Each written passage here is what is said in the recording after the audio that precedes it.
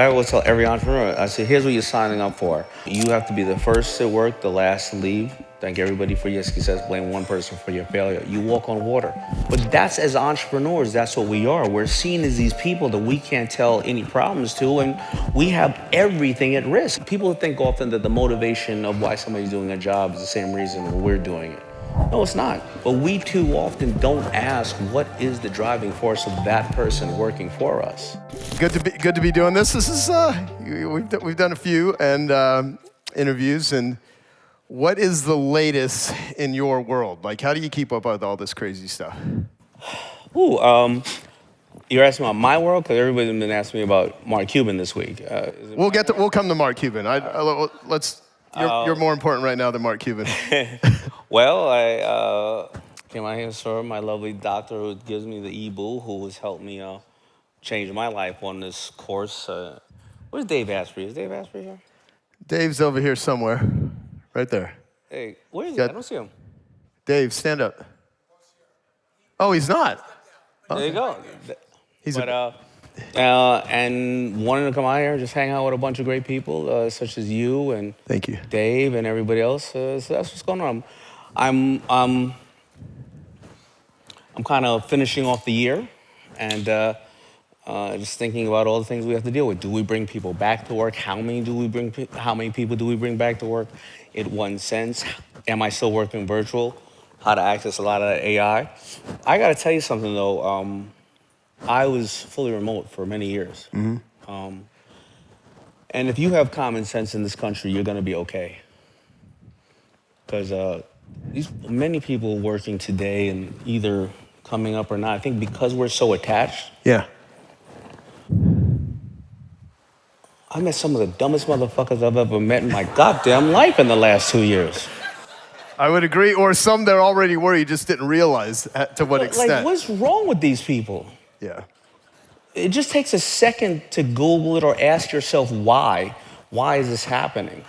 Yeah. It doesn't have to be that complicated. And I barely finished high school. I mean, the thing that I did in education is notable is I liked the 7th grade so much I took it twice. But if I can figure this shit out, why can't you? What's wrong with people today? That's a good question. What do you think it is? You know, I think the youth, if you really think about the new kids getting into the workspace, they were in college during COVID. So they don't even know how to function around people. And I think what we're seeing is I have, mastermind and various other things, and we can get into that later. When we were in our mastermind, I had 100 people, and I said, how many people in here working remotely is doing well? 95% of them said they either had to let go most of their staff or retrain them because they couldn't work remotely. But us as leaders, we sit there and say stuff like, man, it's me. I'm not a good manager. I'm not finding enough people. Because as a leader, what you do is you take the pain and all that, you put it on yourself. Right. And I'm realizing that's just not what it is. If I'm on a Zoom with 20 people, half those people want to get off. They don't want to ask questions. They don't want to interrupt anybody. But if I'm in a room of 20 people and we're having a meeting, I can see the way your body language acts. I may say when I leave the room, hey, Joe, what's going on? I don't really want to work with Tom too much because every time I work with him, I got to do this. And, all right, well, we'll figure that out. Yeah. Right? Or I got a question, but after you come from lunch, I'm going to pop by really quick and ask you that.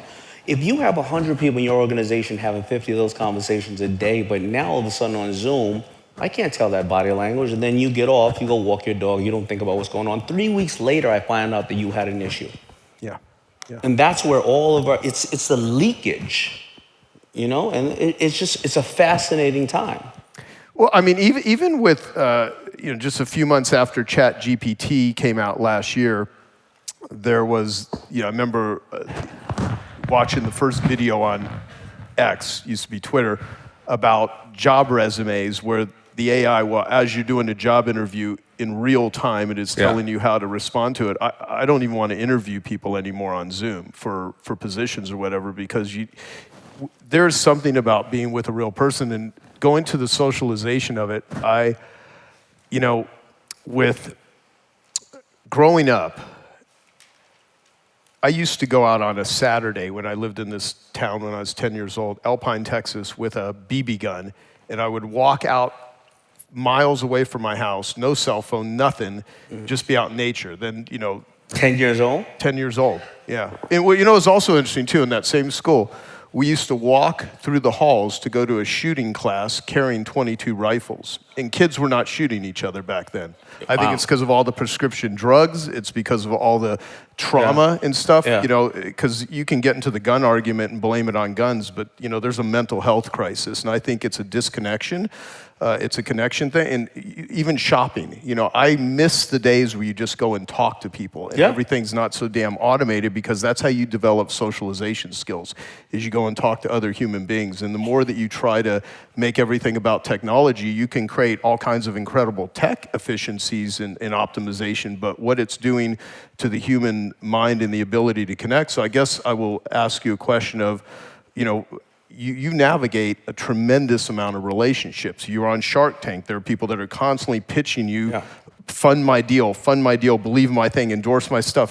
How do what are some suggestions you can give on, just navigating being a connected human and what to say yes to and what to say no to? Who do you align yourself with? Stuff like that. I'd love to get your, the Daymond John rules of engagement and how you go about just developing relationships with people that you want to, and how you nicely say no to the ones you don't. Yeah, that's a great question. I don't think I've been asked that before, but I kind of reevaluate my time action inventory every quarter and see how many. And my day is ran on half-an-hour slots. At the end of the year, is around this time of the year, and I find I started doing this about 10 years ago. I realized who I'm going to cut off in my life every year, and it can be for various reasons. Maybe I don't like them, they don't like me, but I realize when I'm not a person who's of service to these people, then there's a reason why I don't want to be of service. And also, I also realize a lot of these people who are not good friends to themselves, they'll never be good friends to me, and I need to make time and opportunity for those who maybe I have neglected or deserve my love and I deserve theirs. So I started doing that about 10 years ago, and it started off with about 10 people, and now it's gotten down to like 1 or 2, right? Because I've pretty much cleared that out of the deck. In regards to investments, when I say no in various reasons. There are people, I have obviously services and places to go for those things, but I generally say, if it's a young startup, I go, you don't want an investment. You want the power of growth. You want to learn this. I want to sit with you, Mr. John. I want to sit with you. Go read a book, not even by me. Go read it by Tim Ferriss or Lean Startup or any of this type of stuff. When it gets to people who are much bigger in business, often I say, I would say something in the nature of, I'm not spending enough time on my own businesses. Right. And I always got to put it back on them on how it is, because people think that they're the only ones with the issue and you're not the one with the issue. No, I'm 55 years old. I just beat cancer. I have 2 girls that I really didn't get to see them grow up because I was running around the world like anybody else here who would, even if I was one of these great people cleaning up the streets, sanitation, who was saving us from diseases. Even if I was doing that, I'd be working overtime, because every single parent here knows that they would sleep in a refrigerator box for their 2 little girls to have medicine and education. So I didn't get to see them grow up, and I'm not going to fuck that up with the young one that I have now. So why would I give you more time? Yeah. And they understand. Yeah. Or they say, well, introduce me to Cuban. And I say, no, I can't, because the reason I'm sitting next to him is so I can get some fucking money from him. So, you always got to throw it back on them. Right. That's good. Well, and by the way, let me say to my team, I need a timer up here so I know how much time me and Daymond have. It says 0 right now, so there's a little backstage thing going on here, so please do that. You mentioned Cuban, so what's going on with that dude? Yeah, I talked to him over text, but I believe he sold majority of the ownership of the team. He took $3.5 billion, I think, off the table. He says he's leaving Shark Tank, but it's only after the next season or even the season after. But people will only read headlines. He's leaving it right now. But it's interesting because I learned a lesson. I was sitting there with him maybe 10 years ago, and I went to the game. And he said, "Come to the game." And I sat next to him at the game, and he was curled over screaming at the ref. And I said, "You have a cash call about 20 or 30 million a year to have an ulcer." Like, he's miserable. I'll never sit next to him.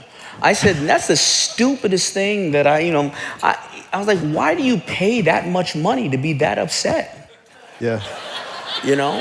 But listen, he bought the team for around 280 million. Took, a big chunk of it for 3.5 billion. Hey, he's smarter than me. I guess that's why. Well, I guess that depends, though. I talked earlier, this morning when I opened up about success and having money. The how you get it versus what you get are two different things. Yeah. And I know some really incredibly successful, happier, more connected humans that also contribute to a lot of people, because I get really annoyed when I see people posting in some celebratory way that you can make all kinds of money with not having to produce a lot of stuff, or not having to reach a lot of people. You can make. It's like, well, okay, so like, you have enough money, I have enough money that if we wanted to just go on vacation and do nothing in the world, we can do that. I don't need to work for a living at this point, unless I do something really stupid with the money that I have. I have no debt. I can live quite well. I don't have to be having Genius Recovery. I don't have to run Genius Network. But I'm driven. It's like the guy that wrote the book Driven, Dr. Doug Brackman, sitting back here, right? So you got these driven entrepreneurs that have to do stuff, but you can make a lot of money and leave a shit ton of scorched earth along the way, or you can be a more contributing person. I know a lot of very wealthy people that will not have many people, if any, show up at their funerals if they die, because they're just miserable, mean people. So Kevin O'Leary, yeah. Kevin, yeah. So speak to that. What? Here's what I would say. You take a hunter, so a hunter or a farmer. Doug Brackman stuff here. There's 5% of the population, approximately, he says, are hunters. They have the D2, D4 gene. It's a genetic mutation. And then there's the farmers. So the vast majority of people that go to mastermind groups, Type A, Quick Start, Colby, ADD, all the labels and all the different ways you can look at the driven entrepreneur, the people, they're tribal, so that's why they join groups. Yeah. They come that sort of stuff. A hunter without good boundaries is a tyrant. They're the people that are doing real damage in the world. Yeah. But a hunter with ethics and with compassion and with empathy, not that they can't be intense, not that they can't, but there's a certain level of care and awareness of what it is they do. And when that awareness is not there, you're talking about a ticking time bomb. So when you said you see Mark Cuban really like he got all this money, like lighten the fuck up or whatever the thing is. There's stages, though. And so how do you keep yourself in check? Because you have a lot of energy coming at you all the time. I've been around you enough where a lot of people are trying to get, what, I think that obviously there's way more people super overqualified in this room to answer that. So I think why, and they can answer it from a technical or scientific aspect. I think I'm the best one to answer that in a sense, because I've lived this weird life, right, of coming from the hood, being the only African American on television in an educational way that doesn't come from music, sports, or politics, which is absolutely disgusting, right? But I am a form of the American dream. And I am in a room full of highly educated people often, and many of those PhDs or CEOs or billionaires come to me for advice because they want to look at things through a simple lens. So as I re-hack myself and what I do, I always think is what is my latest outcome and what am I doing it for? Going down to that deep, she's probably here, but that deep why. Because what I've learned in life is when I see people succeed, it's three very specific pillars. It's knowing their why, setting the goals to accomplish and doing the homework. But a lot of us have not really dug into the why. The why often is what my parents thought success was, or what I'm afraid of what society's gonna think of. So think of me, so if you set those different whys like that, well then your goal is gonna be the wrong goal because it's coming from the wrong place, and then how are you gonna do the proper homework on the wrong goal for the wrong why? Right. And it's really an animalistic thing. I've had to, my first divorce, I had to face it. I've seen so many people go through this. Well, we're just staying together so the kids will be happy. The kids see the pain, and you're just prolonging the inevitable, right? No matter how much you love your wife or husband, but you may not get along this way, right? So I've always been a person to just immediately, after I thought about it, just immediately make the decision and live by the decisions that I made. So that's really it. So I look at today, if I look at my why, like today, what are the 3 things I'm really doing? I love the children's education book and going into that space.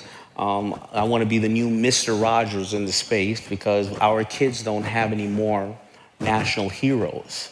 After 5 years old, they're online and all they have are Instagram families telling them to do shit or various other things. They don't grow up like we did where we had a lecture company, Mr. Rogers, the Muppets, and various other things. And I want to teach them financial intelligence. Is this why you're wearing a sweater? No, why is that? Mr. Rogers. Mr. Rogers? No. Yeah. Okay. But I mean, you're getting closer. It's no. more When I stylish, do that, Mr. you Rogers. seen I had the top hat on. But when I do that, because what's happening right now in our country, well, we're working off of an 80-year-old school system that taught us how to build ships and become good employees. But a kid today who is not taught any financial intelligence or wellness between 6 to 10 years old, well, the data is that the kids graduating today, 50% of them will retire with a job title that doesn't actually exist today. Mm-hmm. That's like telling somebody 20 years ago you're going to be a drone operator or a pay-per-click expert, right? So if a kid doesn't have any financial intelligence, but at 16 to 17 years old, they get marketed by predatory lenders for a career they're not sure they want to have, and they can take $700,000 to $800,000 worth of student debt that they won't pay off until their 50s. Well, then we're all fucked, right? Because if you don't have money, what happens? I mean, I'm in a room full of some of the healthiest people in the world, body hackers and stuff like that. But the cheapest things to consume in this country are made of butter, sugar, and salt. And that's why we have gang violence. That's why we have domestic issues because of the lack of money. And it all starts from not teaching our children, how to do this. And so that's one of my journeys. And so when I look at it, then I look at my old picture of what am I going to do? How am I going to cut up my life? 20% with that, 20% with this, 20% with this, and 20% with this. And I start moving forward, set goals, and I readjust. Hey, I hope you're enjoying this video, and I want to let you know that I have a new book that's come out, and if you'd like to get it absolutely free, there's a link below in the description, or you can wait till the end of this video, or you can simply go to joesfreebook.com and you can get a copy there. Yeah. Well, you've put a lot. So I think we went and hiked Camelback Mountain in 2014. I have that video. Yeah. I mean, Wow. That was, yeah. And you've put a lot of emphasis on health and getting yourself in better shape since then. Yeah. So what do you do? What's sort of like the way you treat exercise and diet and stuff? Because I know you've put a lot. Well, it's everything. Well, it's of course going to Dr. Allen to get Ibu to pull the inflammation on my body. I work with Ibu is ozone dialysis. Cherie actually. Dr. She is Allen. amazing. I'm telling you, and you know what's more amazing about her is that my wife doesn't travel a lot, and I think the machine she has is only like 25 of them in the country, I believe. She has 2 of them. She said, no problem. She called the manufacturer and said, where else have you sold a machine? And then didn't know the person and called that doctor and said, I want you to check this person out. So when you're a person of giving, it will. And you said that a long time ago. When I first started getting into the public space, I reached out to, and I know his daughter's here. I reached out to my favorite person, Jay Abraham, to mentor me. And Joe and Jay both said, you just gotta give. You're gonna do it anyway, but give and keep giving because one day, I mean, we're all one tweet away from a crack house. So he said, they're gonna get us, every one of us, right? So one day when they come for you, you will have enough brand and IP equity. And he said, but when you give and you're a service, just like we are to our everyday clients, people want to give more. Good people don't like going, give me, thank you. They like going, what can I do? What can I do for you? Come on, what can I? Is that why I'm here for free? That's why I'm here for free. I think so. Because you're my man. I don't even think about it anymore. Not that we wouldn't work something out, but again, down the road.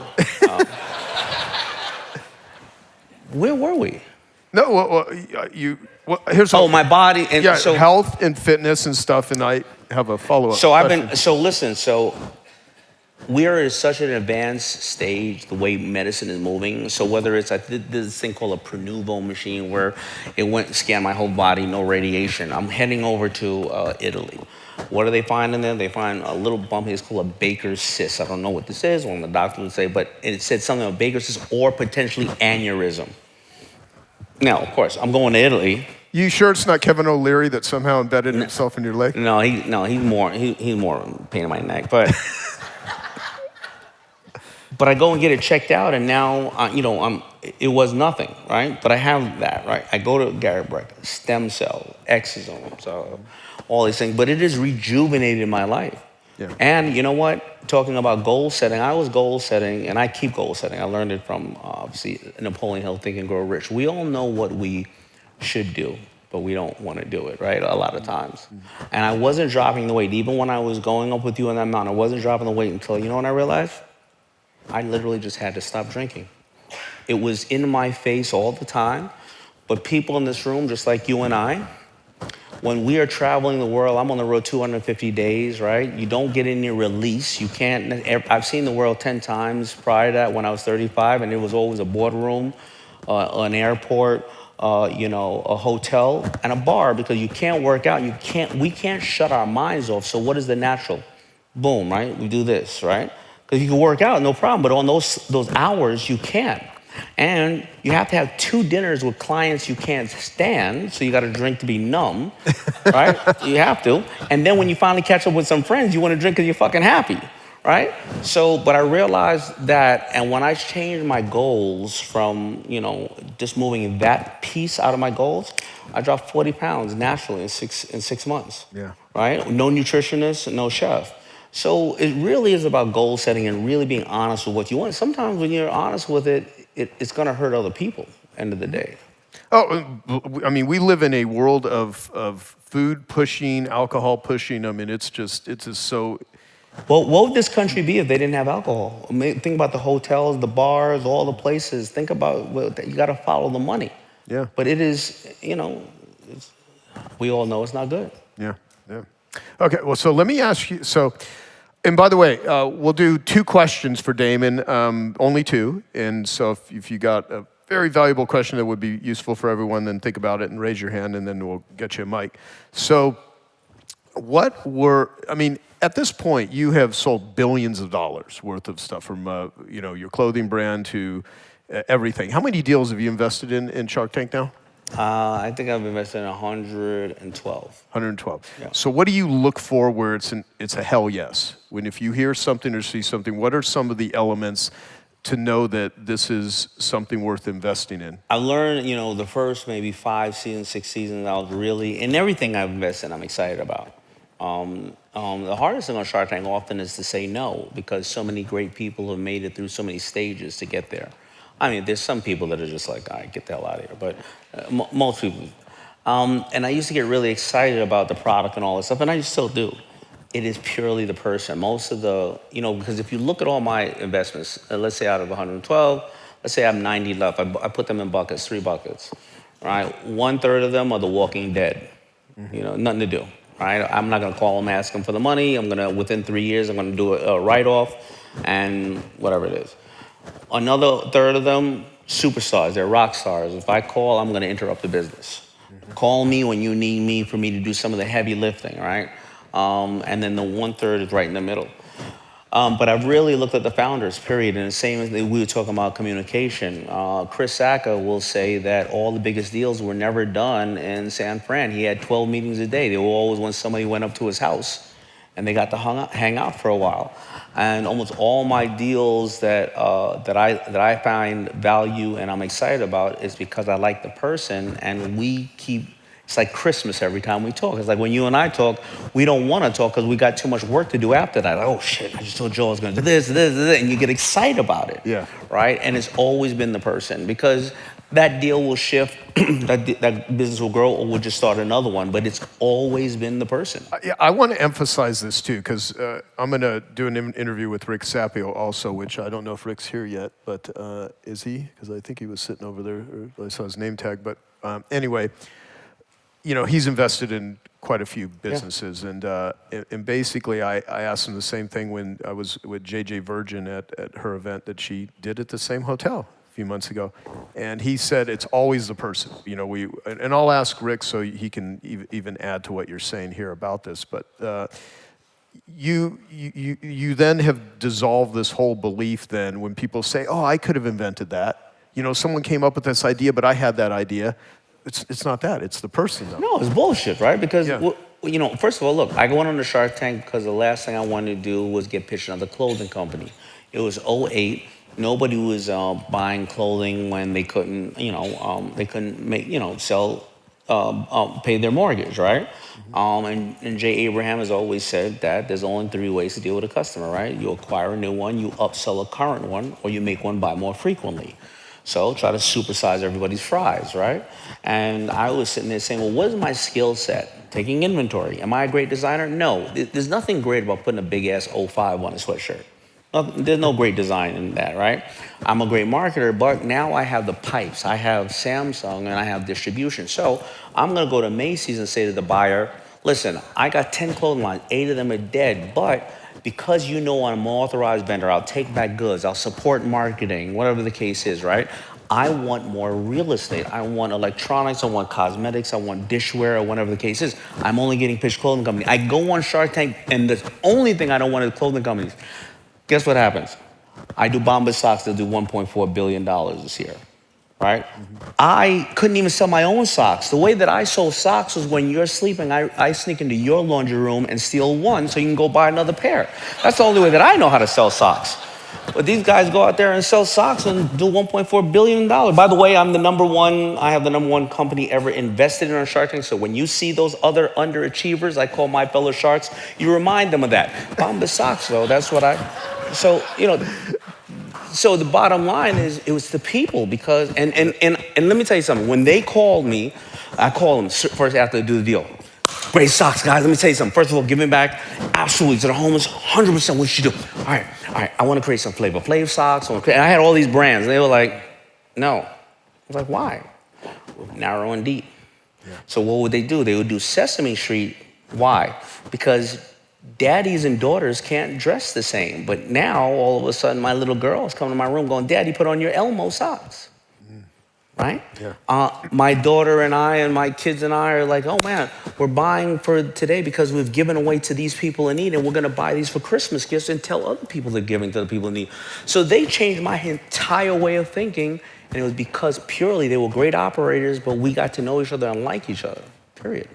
Very cool, very cool. So everyone here has their business, they has their ambitions. They want to build and grow it. There's certain levels of, the person in this room will endure more risk, more pain, more navigation. There's incredible resourcefulness in here.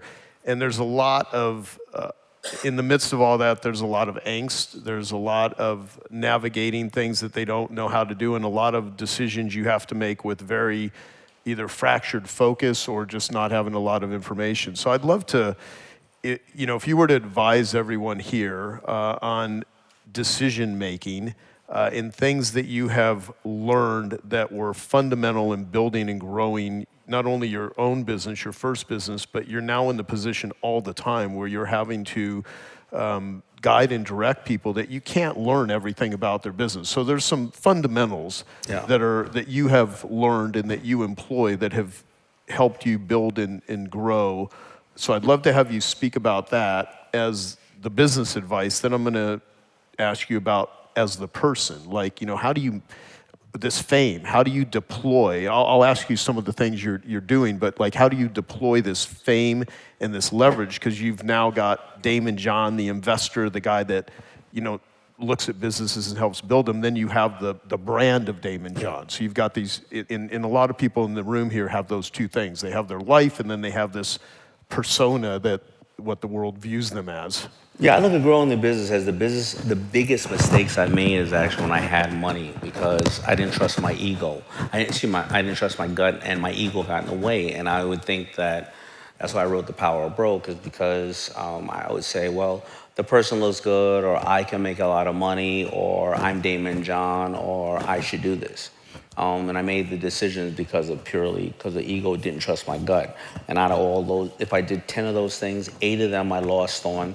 And the 2 that I didn't lose on, I'll go, thank God I'm out of it. So it's just, you can't necessarily articulate what your gut is saying, but it's not up to anybody else. It's really up to you and trusting your gut.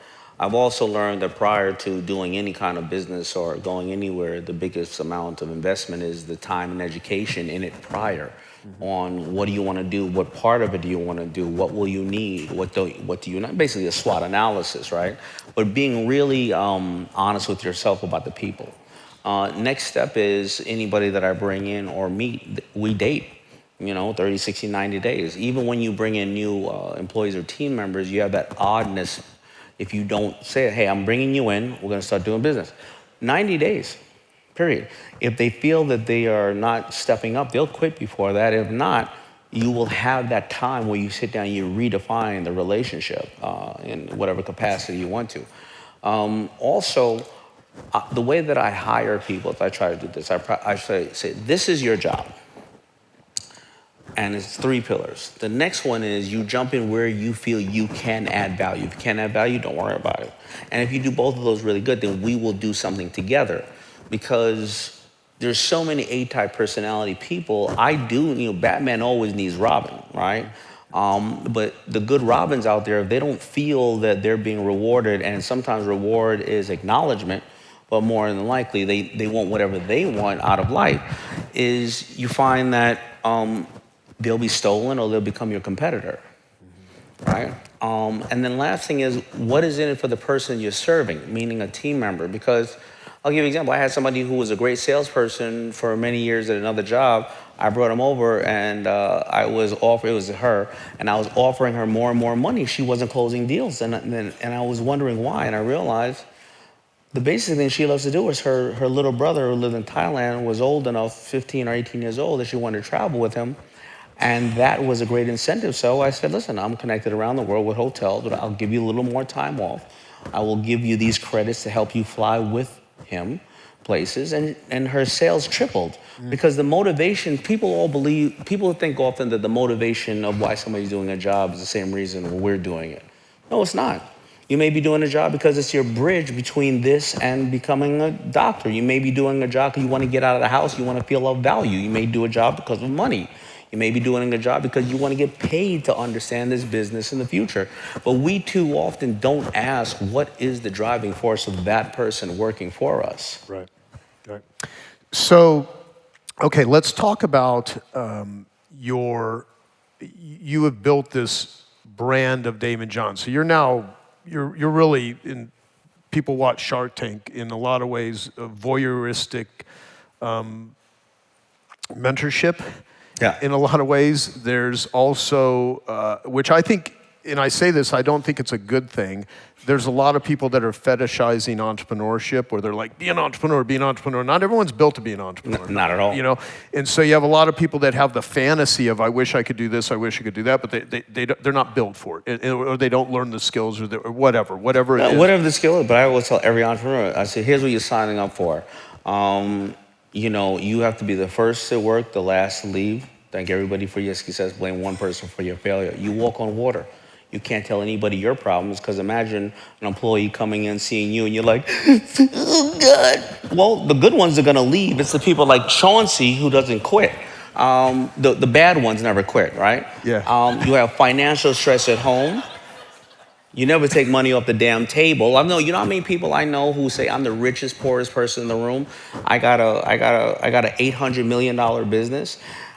I even found out in the newspaper that Robert sold his LaFerrari. He has 80 cars, but he sold it to make payroll about 3 years ago. All right, now he just exited and sold a small piece of his company for like 800 million. But that's, as entrepreneurs, that's what we are. We're seen as these people that we can't tell any problems to, and we have everything at risk. And often we will go through a business, and the bell curve of the business happens here, and you realize you didn't exit at the right time. And all of that shit, everybody else got paid but you. Yeah. In the first 3 years of my business was booming, the person who made the most money, a guy named Johnny Wong, guy out of Hong Kong. He's like, listen, I'll make a jean for you. Well, he'll source it. He said, I'll take $1 per jean. I don't care if you make the jean for $7 or $90, $1 per jean. 3 years in, we sold 30 million jeans. I'm sitting there putting the money back into the business, worrying about warehousing, staff, everything else. He's got $30 million in Hong Kong chilling. I ain't seen him since. That was 2001. That is hysterical. Yeah. Okay. So who do That's you? entrepreneurship. Exactly. So who do you look for in mentors? Like, what do you look for, and what advice would you have? Because that's kind of what you do. I look for mentors. I look for in very different places, and so I will look at a doctor for a mentor. I will look at people who are body hacking all day. People like you who I don't know what a weird shit you're on, peyote, what the fuck are you do? But I look at a lot of other people. I look at my kids. Some of my best investments.